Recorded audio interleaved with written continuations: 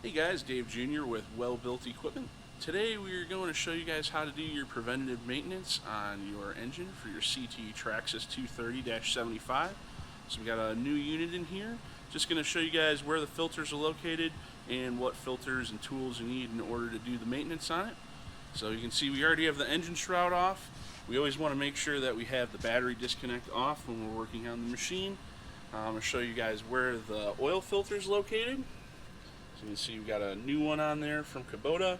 And then on this side of the machine we have one of the hydro filters here. So that's the one hydro filter. Then on the opposite side of the machine, the other hydro filter is right down there below the tank.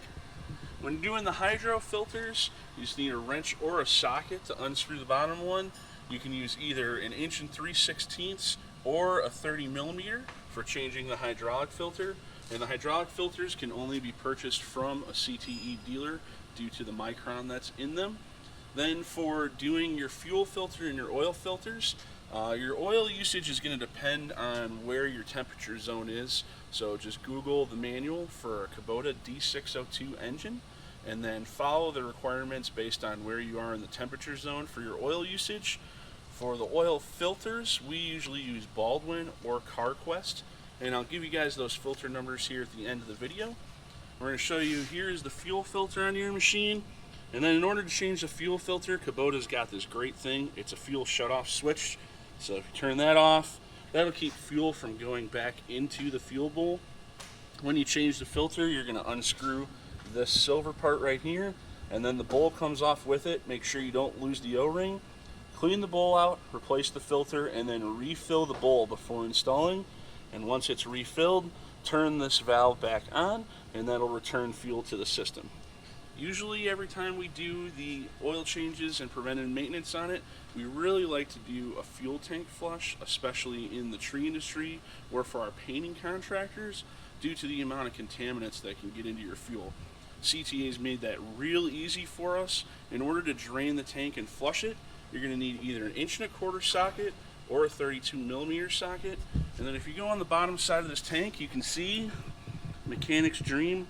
You got a nice big plug right there that you can put a wrench on in order to drain your tank and flush it.